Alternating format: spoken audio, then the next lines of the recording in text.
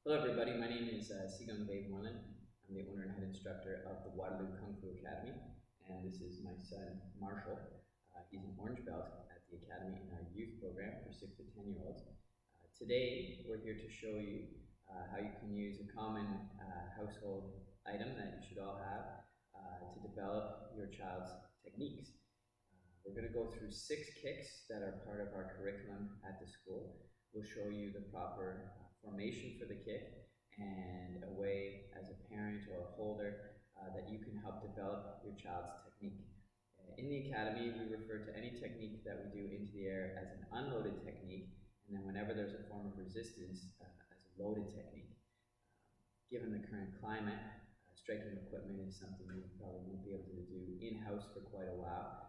However, if you want to help your child develop from home, we're going to give you some practical ways today that you can do that with 6 different kicks from our curriculum. We're going to be starting right away with the very first kick that we teach. It's a lift kick. As a reminder for the kick, this video is not as much going to be a tutorial on the kicks. We have some other content out there for that, or you're welcome to inquire at the academy if you're not a student here to learn in a little bit more detail, but it's more going to focus on how to hold for the equipment. At the academy, we have a whole range of equipment that we use. One of them that we use is called a kick shield, and I have one here. This is from one of our suppliers. You can order it from us. We can always sell you one of these. The beauty with these kick shields, it's usually a stuffed thing. There's handles along the side, along the top, and handles at the back, so you can get in a good position and really get a grip and hold for the various kicks. And these work great. We use them all the time. They really take a beating. But today we're going to show you what you can use as a substitute. So upstairs at the academy, we have a parent's viewing room that we use. And what we did was we just took the middle couch cushion off of that, and that's what we'll be using today. And it's going to look quite similar to the kick shield I just showed you. But this is a couch cushion. Happens to be leather on one side, which is a little nice for the sound of striking, but really you could use anything. You could even use a pillow. This one's kind of ideal, but I think you'll find clever ways to adapt what you have. So today I'm going to be demonstrating with the couch cushion how to hold for some of our different kicks. We're going to start with the very first kick that we do. It's called a lift kick. For the lift kick, some of the foot, before anybody starts striking, you want to make sure they're using the correct part of the foot. It's absolutely essential. It's the way my instructors are told to conduct things here too. If a student is not forming their foot properly, we won't hold equipment for them to hit because they could twist an ankle or injure themselves. So you do want to have the correct foot formation before you start adding any amount of power. And like anything, it's good to start easy and then work into it. The lift kick can be thrown from a number of stances.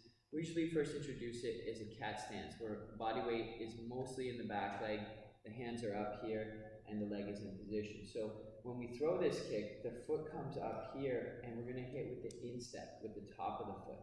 The knee raises, and then boom. And this kick is designed to generally be a groin level, mid-level kick. So we are going to use the shield to develop accuracy as well. But it moves in here, the knee comes up, kick, and down. That's the lift kick. So I'm going to use Marshall to show you how to do this one. He's going to face me in his cat stance. That's it. So he's got that foot unweighted. He'll do a few in the air just to practice. Great. And with the shield, what I'm going to do is hold it completely flat for this kick. What I want to do from an accuracy point of view is have it at about his belt height. And then I'm just going to, I'll get my hand out of the way actually, and then I'm going to hold in position here. And he can execute that kick. We've got 5 of them. With TIs today, we're going to do on the 5th kick, just for some added spirit. Ready? 1, 2, 3, 4, 5. Jump change. We always want to get the students balanced out, so we work it to both sides. Again, I get that accuracy. Part of holding the shield today is going to be to learn what height to put it at and how far out. So when he lifts his leg for this kick, as he go up, out, in, and down, go to the second part of the kick, so up, out. Want to land about the middle of his foot with the shield, okay? Let's try these out, ready? 1, 2, a nice snapping sound if he gets good speed on his kick. 3, 4, 5, 5,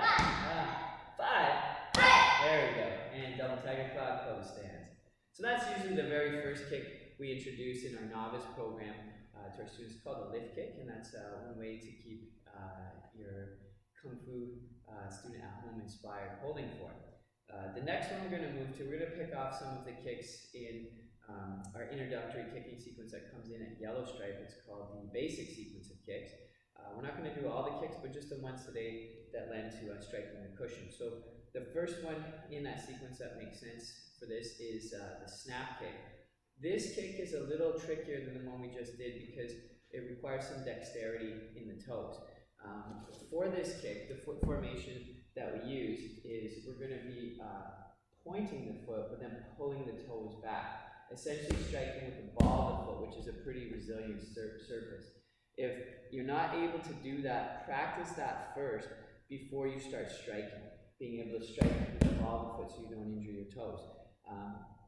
For this kick, the way that it moves is up and on an angle. Often we would throw it into the chin or into the solar plexus or the knee and back down. So what you want to do with the shield is hold it on a bit of an angle. Okay, so if Marshall faces me in a right foot forward stance, gets rooted. This is a traditional training stance. He keeps his front knee bent, most of his body weight up on his lead leg. I'm going to generally encourage the kids to kick with good height. I know Marshall has the flexibility, so I'm going to target the middle of this at his chin level. So if he just does a kick chin level, make sure he's doing it and pulling his toes back. Looks like you're flexing. I want to point the foot. You're still flexing. That's better, okay? So often we see that with the students on this kick, they're flexing the foot as opposed to pointing and pulling the toes back. So what I'm going to do with my crouch cushion is hold it on an angle. So you'll see it's this way, and I'm going to kind of center it out at his chin. Try it out. Okay, you should be breathing out on each kick. Let's try 5. Move with the key eye. 1, 2, 3, 4, 5. Good. Switch stances. And it's as important as the stance is quite important too. So you want to make sure they're keeping the form coming back, shoulders width stance, body weight on that front leg, and keeping their guard up during the kicks. So for this next one, we'll work through 5 of these. Ready? 1, 2, 3, 4, 5. Feels good? Yes, it does. All right, up to a closed stance. So that's what we call the snap kick. Okay, moving through our basic sequence of kicks, it starts inside crescent, snap kick, outside crescent. I'm going to save the crescent kicks for a future video and the best equipment to use to hold for those. But the fourth kick in our sequence is the sidekick, which is probably the one that lends the most to these other than maybe the roundhouse. Kick shield's great for holding for these, so is a couch cushion. It really depends on the power your child is using, will affect how you hold it. So if they're a little guy like this, you can get away with this first way that I'll show you to hold, and then I'll show you another way to hold where if the person you're holding for is a little bit bigger, to keep yourself safe and to challenge them as well. So for this kick, you can throw it from a forward stance, but today Marshall's going to get into a right side stance facing me. Right side. Okay. Knees bent, feet are shoulders width, toes should be pointed that way. Side stance, so they're in line. Okay, so if you ask our students the 4 parts of a kick, give them a minute to fill it in. What are they, sir? Up, out, and down. Yeah, up, out, in, down. So the first part with these kicks we've been doing is the chamber. So he's going to chamber his knee up, extend it out, in, and down. Working on your balance, right, bud? This kick is essential that you flex the foot. So it's done at the bottom of the heel, where the kick comes up in the chamber position, extend out, in, and down. When done quickly, sometimes people miss the pieces of that kick, but basically, here and down is the side kick. You keep your eyes forward to the target, guard in front, here and down. And the striking something is a terrific way to develop this kick. So, try a few more. Just try them again. That's it.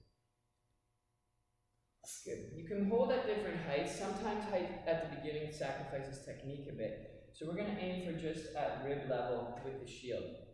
And because he's going to be pivoting on a supporting foot, he'll cover a bit of distance. So we'll see where he aims to kick. I'm going to line the cushion up, I'm just holding it sideways, kind of gripping here, and I line up the middle this way, come out from it, and then, boom, keep moving in for the second. Let's try 5 of these, ready? 1, 2, watch your guard, 3, 4, breathe, 5. Good. One thing to watch for on this kick, I noticed him doing a little bit, because the body pivots, people tend to look away as they do the kick. Encourage your kicker at home to keep their focus on the shield. If you weren't going to be sitting on the cushion, you could even chalk out a little target area for them, depending on what you're using. Otherwise, it might be, maybe if your cushions are like mine at home, there might be some imperfections. Say, look at this coffee stain right here. Whatever it happens to be, but this time I want you to keep your focus here. Jump change, we'll try a few. Okay, ready? 1. Yep, keep your eyes laser focused here, right? One of those 3 rolls. 2, 3, 4. You're not reaching, but you're just dropping. Okay? And the 4 parts. 5. That was better. Okay? So that's one way to hold for this. Now, if you find what you have to be careful is of your own knees. If somebody's kicking really hard and we're seeing the shield up and they miss or they drive in, you can incur an injury that way. So if you want to really get in a solid stance and challenge them a bit, you can root down into a horse stance so you're more grounded, and then keep the shield tight against your body. So I'm just kind of hugging the shield in here and keeping it tight. I prefer to keep it to the side of my body just in case they miss and to be a bit more protected. So if we imagine he's 100 pounds heavier and I have to root down, I'm going to hold it tight, get down, try your kicks. That's it. And these we can show from a forward stance as well. So if you go right foot forward, get rooted. Okay, ready? 1. Drive to the target. You notice he's bouncing back now because I'm not giving as much, so it'll teach him a little bit differently about the kick. 2. That's it. Try and drive and put your energy into the target. 3. 4. 5. Again, 5. Switch stances. Okay, let's try that again. So I want to make sure I'm at the right range. I mean, if he ends up missing, throw your kick, that's information for him, right? Because a huge skill in the martial arts, and what these also teach, in addition to accuracy and power, is proper distancing. So what we would often do at the academy is we'd have a partner hold the shield and make the kicker find out how far they need to stand to hit it the best. Okay, so get your distance. Happy with that distance? Okay, I want you to visualize like you're driving into the middle of the shield, okay? Guard up, get set. 1, 2, 3, 4, 5. Okay, now to a closed stance. And okay, actually hold your closed stance. So my students that train at the school will know the next kick in our basic sequence of kicks is what's called a thrust kick. It's like a pushing kick designed to create some space. This is a great one for shield. The idea with the thrust kick is that the student roots into their what we call their posting leg. When they get set, you have to tuck the knee in fairly tight to the body. So the chamber needs to be tight to give you space, and then you use your hips and drive forward with the kick. This one's generally done to abdominal level, so it comes in here and back down. So they get set, keeping their guard up, watching their target, drive in and back. And like the snap kick, it's done with the ball of the foot. So the foot is pointed and the toes are pulled back, get maximum distance and really good penetration with this kick. So if Marshall is facing me right foot forward, what I want to watch for is that he's rooted in his stance. He's got some side-to-side stability. So if you watch from the front, you have shoulders width. If he's on a tightrope, he's going to be very unbalanced during the kick. So he wants to be rooted, center of gravity down. We set up that way. Now, what I do with the shield, again, if it was a bigger person, I might hold it the way I just showed you and have a bit of give to see if they can push me out of my stance with it. With the smaller person, what I'm going to do is make the give in my arms.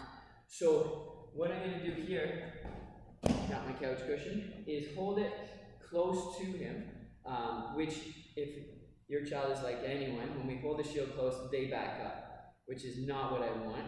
I'm intentionally crowding him because this kick's designed to create distance. So we want them to tuck their knee in and push and create the distance. So if I use a reference point, like that line there in the floor, Marshall, I want you to keep your front foot on that line and not back it up. So if it was a snap kick, I might be back at this distance, where he can hit it, go ahead. But if it's the thrust kick, I'm going to hold it a little bit closer where he feels a little crowded, and I'm going to allow some space that the shield, I want him to push it in towards me this way. Try that. And the goal, if he focuses on striking point, is to elevate his knee above that striking point and then drive in. Watch.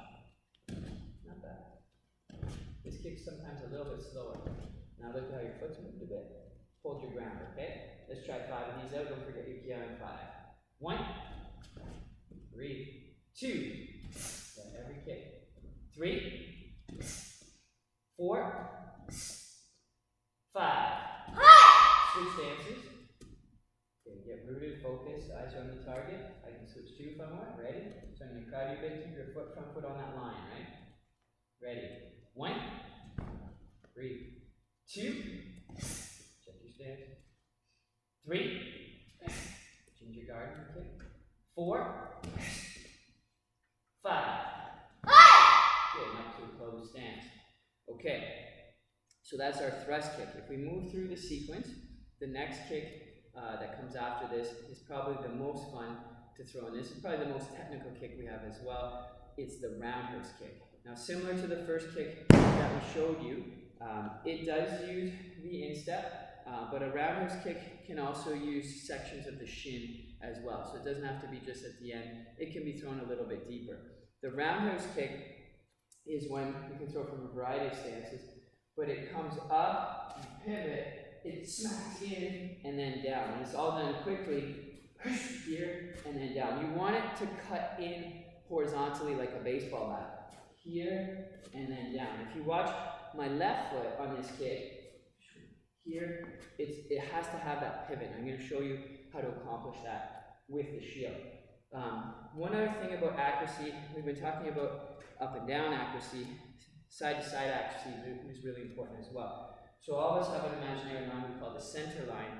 That's where we want to direct any of our strikes for the time being, is along the center line. So the shield or the cushion is going to help with that. So for this one, I'm going to have Marshall come to this spot and get it facing you, get into a right foot forward stance.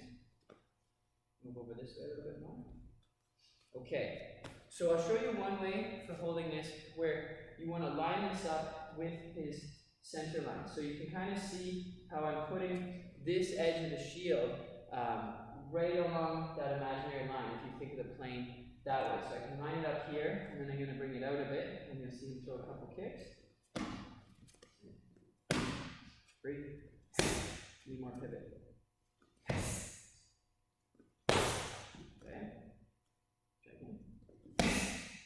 You can see how he's landing his kick that way. Now, what we do as instructors at the academy to encourage pivot, I'll show you. If he faces me with this kick, let's move back a little bit. If I crowd him holding it, like I'm in too close this way, he's not going to need to turn this foot. He'll just throw his kick, he can kind of land it, and it actually develops a worse habit. What I do when I'm holding any equipment for my students is I'm going to stand a little bit further away so they can understand the range of the kick. And you see now they're forced to pivot. So this one really goes a long way in developing the kick. Try it out. Sit. Good. And I would have to say, amongst our programs, especially our adult program, slamming what we call power roundhouse kicks into a target like this is amongst one of the funnest things that we do. You can really put a lot of energy into it and get some nice strong kicks, a very satisfying feeling. So we're going to try this nice hard roundhouse kicks, 5 of them. Again, if your student is practicing, at the beginning, power can sacrifice technique. So we don't want to go too hard too quick, but if they have these kicks down, you can really get a good slam on the shield. Okay, get rooted, ready? 1. Don't forget to breathe. 2. 3. 4. Get harder than that. 5. Good, switch stances. Okay, and then just switch the other side, so your left foot forward. We'll show them from this angle, so facing you from this side. Okay, same thing, I'll get in my spot. He's going to slam in 5 power roundhouse kicks. Be mindful of where your fingers are. He's kicking underneath them, but you do got to watch that they're not catching them, so I could keep them back a little bit on the cushion. Okay, ready? 1. And I'm watching he didn't pivot on that kick, so I'm going to extend back a little further, force him to pivot. 2. 3. 4. 5. And then up to a closed stance. Alright, so that's the roundhouse kick, probably one of the funnest kicks that we do. So in a closed stance. Okay. The last one we're going to show you is a kick that's a lot harder to get accuracy on, but it really lands to a shield. It's the back kick. We introduced this one pretty early on in our curriculum. It's at the novice level for his age program, our youth. This kick is to be done with a horizontal foot, flexing the foot and the bottom of the heel. Okay, so when a student executes the back kick, what they're going to do is from their stance is here they look over the shoulder of where they're kicking, straight back and then down. So I come around here, throw the kick and down. Now with this one, sometimes students roll their hips over and turn it into a side kick. So the hips need to stay square. If you watch from this position here, when I'm set up for this kick and I turn, I want to look and here and down. But when I throw the kick here, the foot should be vertical. This way and down. So that's how we're going to practice with the kick shield. Marshall, if you face this way, left foot forward. Face me, left foot forward. Widen your stance so it has shoulders width. Move forward a little bit up to this line. Okay, so I want him hitting about this height, and again, we'll try and find the best distance. Kind of hold the same way I did for the side kick. You just got to be a little bit more careful as a holder for this kick because it tends to go a bit more wild. People tend to throw it off on an angle, or a lot of times what we find with the back kick is people throw it really low, when this shield's going to help them throw it at the appropriate height. So this one is very invaluable. The big thing when what we're doing today too is that the students get some tactile feedback. So if they're throwing this, kids sometimes just throw it with like a floppy foot, or they hit and they feel their toes hitting. This helps them develop the proper formation. So I would say for them to go slow at first, feel what part of their foot's hitting, and if they're consistently hitting with the bottom with a flexed foot and the bottom of their heel, then they can start to add some power. So we'll try this one out. Just try a few, get your distance. See the target. Make sure it's not a side kick. It's looking like a side kick. That's it. Ready? And get your key eyes. 1. It's a bit low. Aim for right here. Okay. 2. That's good. 3. Keep it a back kick. They're looking like side kicks. 4. 5. Still doing key eyes on 5? 5. 7 for real. 5. Switch stances. Okay, just practice a few, Marshall. Make sure it's a back kick. We already did side. Feel your heel hitting the shield. That was a good one, okay? Ready? 1. Make sure you look and see where you're kicking, right? 2. Drive in with your heel. 3. 4. 5. And then up to a closed stance. And facing the front. Alright, so today we covered lift kick, snap kick, side kick, thrust kick, roundhouse kick, and back kick. And the surfaces we were using were the instep, the ball of the foot, and the bottom of the heel. This just adds a great training element to it. In our Zoom classes, we've been having family members that are around that can help out holding. It adds a lot of fun. I find striking equipment goes a real far way in keeping the kids motivated for their Kung Fu. It just makes it a lot of fun. From young age all the way up to adult, everybody enjoys hitting something, striking something, and I think this is a way that we can accomplish it during these times in the safety of your home working it. I hope that you got some lessons from this. Watch it a bunch of times, practice it with your child. If you have questions, feel free to email me at the Academy, cpdave@waterlookungfu.com. If you're interested in trying classes with us, our website has a ton of information. We have a whole archive database of newsletters. You can find that at waterlookungfu.com. And we really appreciate you tuning in today to do this with us. We will bow at the class in our traditional bow. It's kind of a different class today, a little bit more casual. So we start here, ready, and we do the Shaolin salutation here. Class dismissed. Thank you, everybody.